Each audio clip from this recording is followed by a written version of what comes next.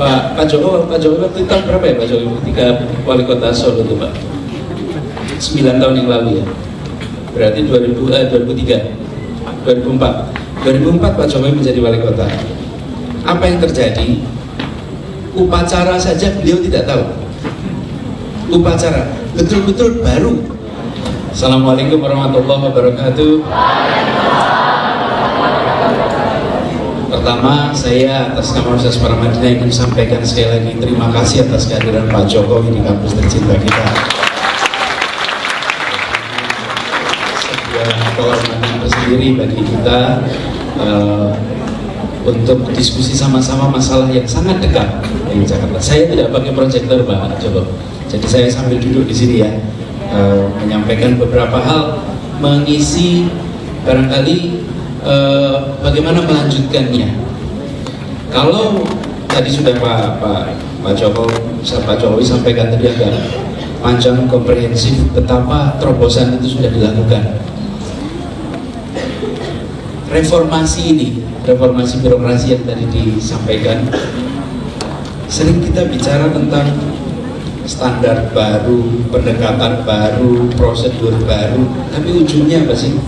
Ujungnya adalah perilaku. Kehadiran seorang pemimpin di sebuah birokrasi membuat perilaku itu berubah. Perilakunya yang sebetulnya ingin kita ubah. Tapi mengubahnya dari mana? Dari hilir atau dari hulu? Harus mulai dari hulunya.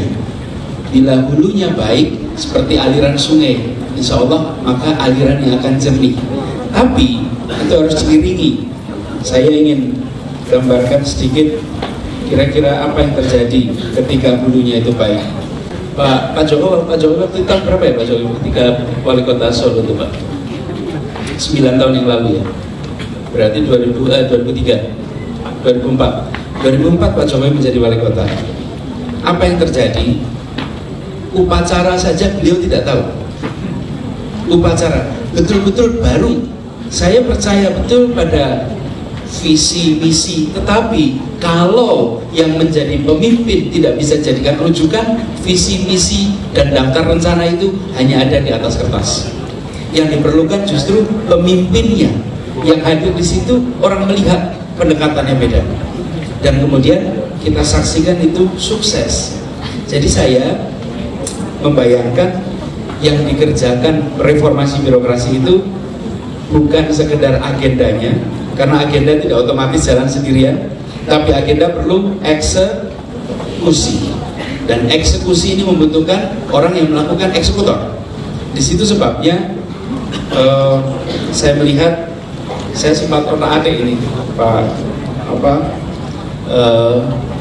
Rusdianto yang punya datanya lebih jauh Pak Rusdianto. Tapi saya membayangkan kalau Indonesia mau lebih baik, barangkali yang dibutuhkan bukan 1-2 orang jadi pemimpin di puncak, karena 1-2 orang pemimpin di puncak ini benar membawa suasana baru. Tapi yang dibutuhkan, barangkali saya coba hitung-hitung Pak, kira-kira dibutuhkan 1.743 orang baik Pak. Ya, kenapa? Ada 546 pemerintah daerah, ada 157 kementerian atau lembaga setingkat kementerian atau lembaga pemerintah non kementerian, dan lembaga-lembaga non struktural. Ini jumlahnya saya coba cek 157. Ada 140 BUMN, ada lebih dari 490 perusahaan go public, ada 120 bank umum yang sifatnya publik-publik ini yang saya daftar.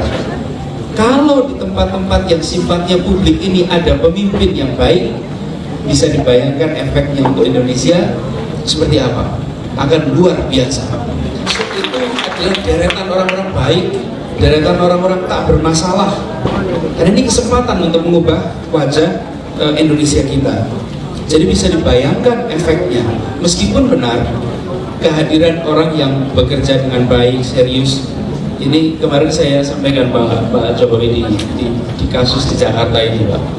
Kan macet juga kita masih alami, banjir juga kirimannya dari Bogor, tapi bukan kota Bogornya Pak, Kabupaten Bogor.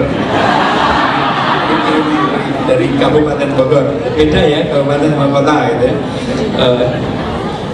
Banjir masih datang terus. Tapi teman-teman semua, Anda yang mengikuti di Twitter, lihat tidak orang marah-marah sama gubernurnya?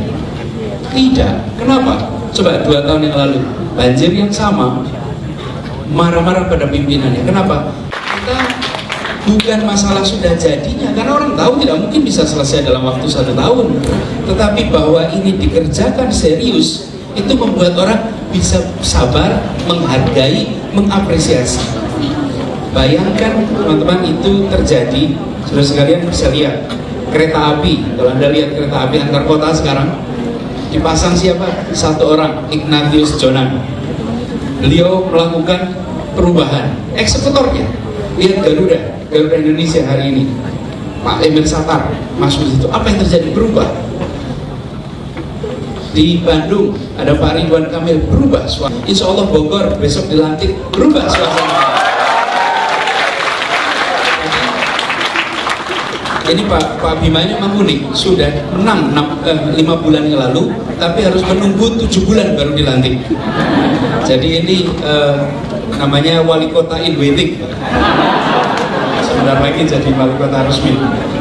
Nah, ini teman-teman sekalian, perhatikan di sini, reformnya tidak bisa jalan otomatis tanpa eksekutor. Karena itu saya kalau boleh menghimbau, tolong orang-orang yang merasa tidak bermasalah, orang-orang yang bisa mendorong perubahan, jangan hanya menjadi pembayar pajak yang baik. Tolong pada bersedia untuk menjadi pengelola uang pajak yang baik. Karena tanpa pengelola uang pajak yang baik, ini semua tidak akan bisa menjadi kenyataan. Jadi saya malah merasa yang sudah dikerjakan sekarang adalah menyusun agendanya. Saya rasa Menpan ini lengkap di agendanya, tapi tidak akan bisa jalan jika tidak muncul orang-orang yang mau turun tangan langsung terlibat. Ya, dan turun tangan ini benar-benar artian sebenarnya, karena kita sering menyebut mengasumsikan turun tangan 1 orang, bukan. Turun tangan ini kita pilih untuk tidak hanya urun angan. Di kampus ini kan kita urun angan terus, harusnya begini, harus begitu, diskusi di mana-mana harus begitu. Terus siapa yang mengerjakan? Siapa yang akan melakukan?